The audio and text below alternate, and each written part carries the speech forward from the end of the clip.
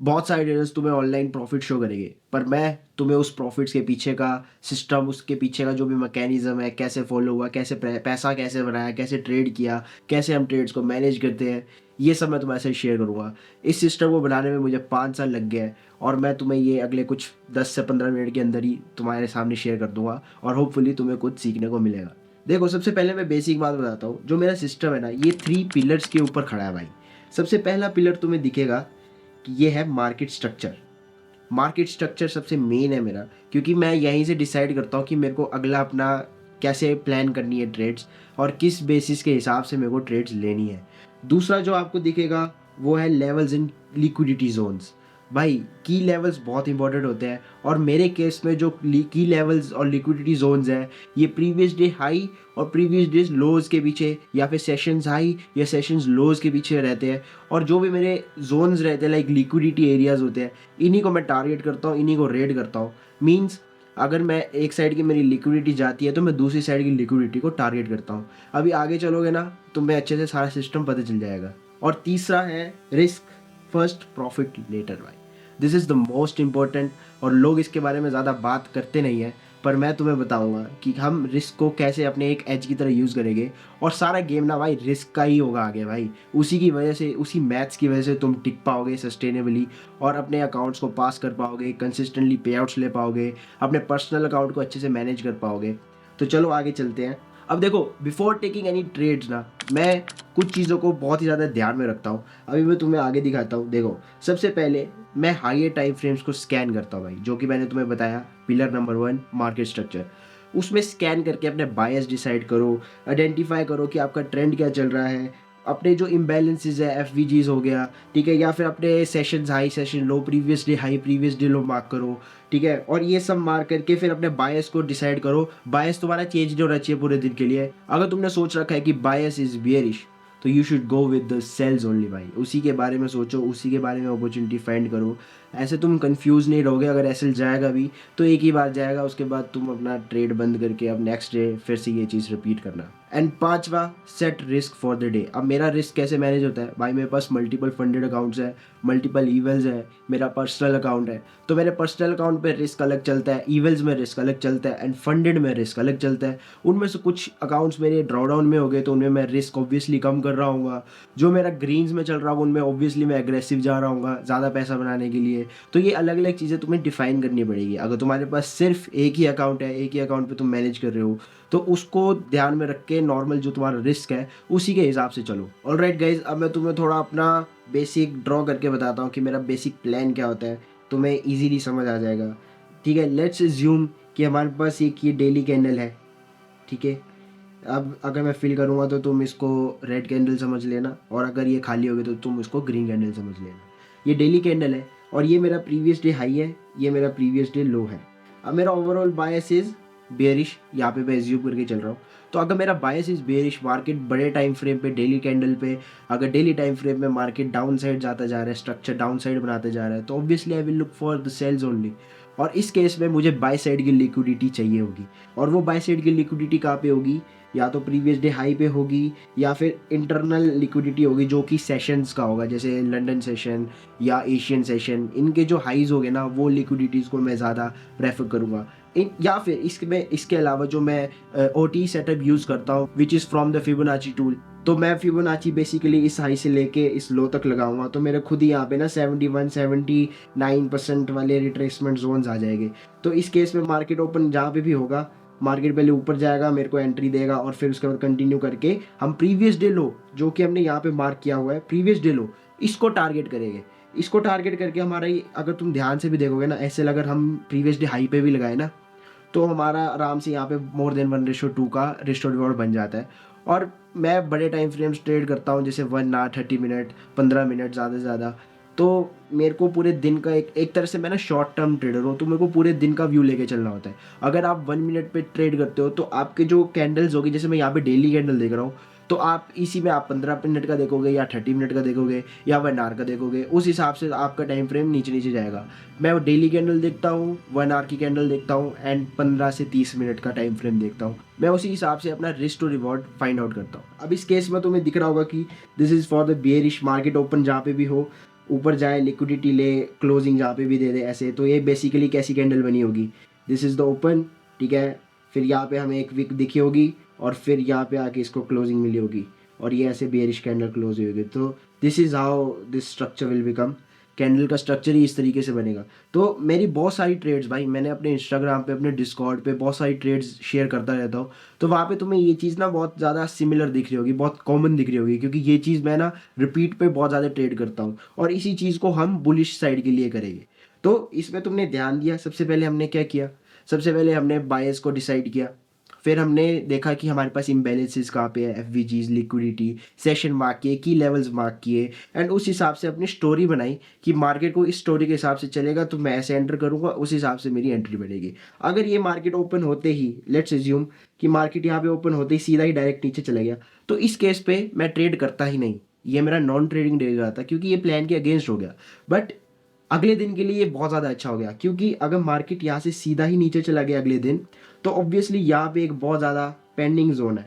और अगर उसके अगले दिन मार्केट ओपन होता है और इस प्रीवियस डे हाई की लिक्विडिटी ग्रैब करता है, तो this is one of the best trade, best setup जो बनेगा, जिसको मैं कैप्चर करूँगा और अपना जो रिसेंट लो होगा, प्रीवियस डे लो का, उसको मैं टारगेट करूँगा। तो that's how I plan my trades और इसी हिसाब से मैं अपनी कंटिन्यू अपना जो मेरा ट्रेडिंग सेटअप है इसी बेस पे चलता रहता है। अब मैं तुम्हें बताता हूँ कि मेरा फंडेड अकाउंट्स में रिस्क कैसे मैं मैनेज करता हूँ। This is my signature risk management move और बहुत ही अच्छा लगता है, क्योंकि इसकी वजह से मैं ना कभी भी डीप ड्रॉडाउंस में नहीं जाता। मैंने बहुत बार शेयर किया हुआ ये अपने इंस्टाग्राम पे, डीप ड्रॉडाउंस में नहीं जाता तो रिकवर करने में ईजी होता है एंड साइकोलॉजिकली भी ज़्यादा हिट पड़ता नहीं है। तो अब मैं तुम्हें बताता हूँ, देखो जब भी मैंने अपना फ्रेश अकाउंट लिया, लेट्स एज्यूम मेरे पास 50K का फ्रेश अकाउंट है, तो उस 50K का मैं क्या करूँगा, पहली ट्रेड में मैं 1% रिस्क करूँगा। गुड, 1% रिस्क करने के बाद मैं 1:2 का टारगेट लेके चलता हूँ या 1:2 से ज़्यादा चलता है। तो बेसिकली मैं 2% एज्यूम कर लेते कि मैंने 2% बना दिया है। अब मैं इस अकाउंट में 2% अप हूँ, तो अब मैं नेक्स्ट ट्रेड में 1.5% के आसपास रिस्क करूँगा टू मेक 3% समथिंग। तो ऐसे मैं ओवरऑल 5 से 6% अप हो चुका हूँगा। फिर मुझे बस एक ट्रेड चाहिए फेज़ 1 कंप्लीट करने के लिए। फिर फेज़ 2 में मैं ये चीज़ रिपीट करूँगा और फेज़ 2 थोड़ा जल्दी कंप्लीट हो जाएगा, जल्दी हो जाएगा और मैं फंडेड में जल्दी पहुँच जाऊँगा। इसी तरीके से मैं हर फंडेड अकाउंट को क्लियर करता हूँ। इसी तरीके से मैं हर बारी पे आउट्स लेता हूँ, कंसिस्टेंटली पैसा बनाता रहता हूँ। और इसमें एक कैच वाली बात क्या है, जब भी मेरा, मान लेते कि मैंने यहाँ पे 1% रिस्क किया था 50K में, तो अब मेरा यहाँ पे एसएल हिट हो गया, क्योंकि विन तो विन होता नहीं हमेशा, हमेशा तो मैं टीपी हिट नहीं करूँगा, स्टॉप लॉस भी हिट करूँगा। तो जब मैंने स्टॉप लॉस हिट कर दिया तो मेरी नेक्स्ट ट्रेड में ये रिस्क हाफ हो जाएगा, विच इज़ 0.5%। और अगर इसका भी एसएल बचता है तो 0.25 पे आ जाऊँगा और फिर 0.25 से नीचे नहीं जाऊँगा। This is my last edge और 0.25 के हिसाब से ही ट्रेड करता रहूँगा अनटिल मैं ब्रेक इवन या फिर थोड़ा ग्रीन में नहीं आ जाता। तो इस वजह से मेरे अकाउंट्स ब्रीच भी नहीं होते, बहुत टाइम लगता है ब्रीच होने में, वो भी वर्स्ट अगर मेरा बहुत ही गंदा फेज चल रहा है तब जाके ब्रीच होता है। और इसमें एक और चीज़ है, जब भी आपका 5% ओवरऑल ड्रॉडाउन हिट हो जाए किसी भी फंडेड अकाउंट में, तो उस अकाउंट को आप टेम्पररी रोक दो। अब आप क्या करो, न्यू अकाउंट लो और उस पर फ्रेश स्टार्ट करो। अब ये 5% वाले को आप रोक के रखो, इसको बाद में करना। पहले जो फ्रेश स्टार्ट किया उस पर ये सेम चीज़ एग्जीक्यूट करो और ऐसे फेज़ 1 पास कर लो। फेज़ 1 पास करने के बाद आप ये 5% वाले को वापस से पकड़ो और इसको कंटिन्यू करो सेम चीज़ से, जो भी हम फॉलो करते आ रहे हैं। This is the part traders under estimate the most, the psychology. भाई ये बहुत ही अंडररेटेड और बहुत ही ओवररेटेड वर्ड है, लोगों ने इसका मीनिंग ही बहुत ज़्यादा चेंज कर दिया है। अब मैं तुम्हें बताता हूँ कि साइकोलॉजी मेरे लिए कैसे हेल्पफुल है और कैसे मैं अपनी साइकोलॉजी का यूज़ करके फंडेड होता हूँ। अब देखो मेरी साइकोलॉजी ना थोड़ी सी अलग है, पता नहीं कैसे। ये मैंने चीज़ नोटिस की अपने अंदर कि जब भी मैं जिम जाना स्टार्ट करता हूँ, एक रूटीन फॉलो करना स्टार्ट करता हूँ, तो इसी की वजह से मेरी ट्रेडिंग जर्नी, मेरी ट्रेडिंग जो मेरा पैशन है, जो मेरा बिजनेस है, ये बहुत अच्छा चलने लग जाता है। क्योंकि मुझे लगता है जिम की वजह से मैं इम्पल्सिव ट्रेड्स लेना बंद कर देता हूँ, ठीक है, मैं रिवेंज ट्रेड्स लेना बंद कर देता हूँ। मैं किसी को कुछ भी प्रूव करने की चीज़, ये जो है ना, ये चीज़ ये तो तुम्हें भी बंद कर देनी चाहिए कि किसी को भी प्रूव करना है, मैं ये भी बंद कर देता हूँ। और फिर मिसिंग ट्रेड्स का कोई दुख नहीं होता कि आज मिस हो गई ट्रेड, कोई बात नहीं, क्योंकि कल न्यू कैंडल ओपन होगी, न्यू डेली कैंडल ओपन होगी, मैं उस पर अपनी स्टोरी लिखूंगा, उस पर अपना ट्रेड करूँगा, अपने ट्रेड को वैसे मैनेज करूँगा। तो किसी और के लिए ये जिम के अलावा कुछ और भी हो सकता है, मे बी शायद रनिंग हो सकता है, मे बी शायद बुक पढ़ना हो सकता है, या फिर हेल्दी खाना खाना हो सकता है, या घूमना फिरना हो सकता है, ट्रैकिंग करना हो सकता है, या कोई भी अदर स्पोर्ट्स। ठीक है, मेरे केस में भाई जिम है, क्योंकि पता नहीं होता है, सबका अलग अलग होगा। मुझे कमेंट सेक्शन में बताना तुम्हारा कौन सा ऐसा साइकोलॉजिकल पॉइंट या हैबिट है जिसकी वजह से तुम ट्रेडिंग में अच्छे हो जाते हो, मैं जानना चाहूँगा।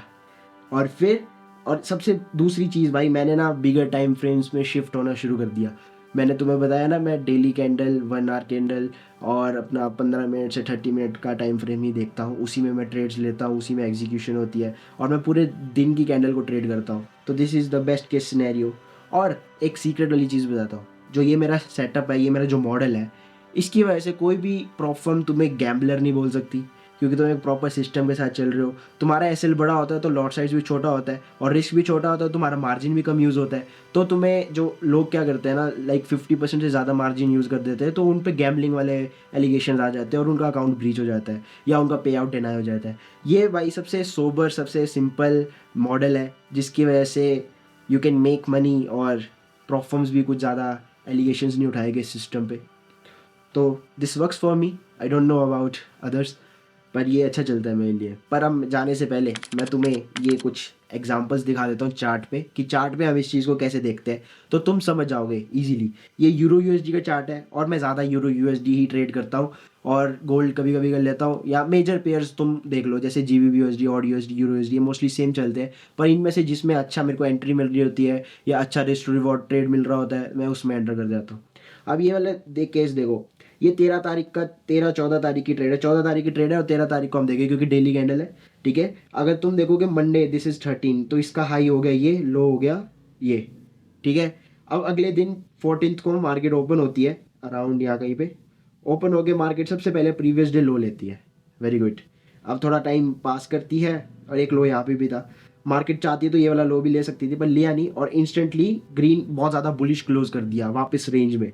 तो ये साइन सीधा सीधा दिखाता है कि दिस इज द ग्रैब भाई, मार्केट एकदम नीचे आके एकदम ऊपर जा रहा है तो ये ग्रैब हो सकता है। और अगर तुम ध्यान से अगर पिछले जोन पे देखोगे, यहाँ पे तुम्हें ना एक लाइक वो देखेंगे डबल टॉप्स, या फिर तुम देखोगे इक्वल हाइज, जहाँ पे ना लिक्विडिटी बहुत ज़्यादा होती है, मार्केट इसको टेक आउट करता ही करता है। अब देखो क्या हो गया, मार्केट ने एकदम ग्रीन क्लोज कर दिया और मैंने यहाँ पे एंटर किया, ये स्टॉप लॉस लगाया 1 2 3, और उसके बाद थोड़ा टाइम पास करके फिर सीधा मैंने ये हाइस को टारगेट किया और मेरे यहाँ पे मोर देन 1:2 का टीपी हिट हो गया। वैसे मैं ये वाला हाई भी टारगेट कर सकता था बट किया नहीं, क्योंकि मेरे को यहाँ पे अच्छा खासा रिस्क टू रिवॉर्ड मिल गया, तो ठीक है मैं निकल गया। ये एक बुलिश एग्जांपल था। इसी में अब मैं तुम्हें एक बेरिश दिखाता हूँ, this is again euro USD और ये है 16-17, ओके। तो ये देखो दिस इज़ 16, दिस इज़ 17, और फिर इसके बाद शायद हाँ फिर सैटरडे संडे आ गया। अब देखो यहाँ पे क्या हुआ, this is the low, all right, and this is the high, इस डे का this is the high, this is the low, low low low, जो भी है समझ गए ना। अब देखो, और जो नेक्स्ट डे है मार्केट ओपन होता है, ग्रीन जाता है एंड वापस रेंज में बंद होता है। अब यहाँ पे तुम देखोगे तो यहाँ पे बेरिश क्लोज होने स्टार्ट हो जाता है, मतलब रेंज के अंदर आ गया।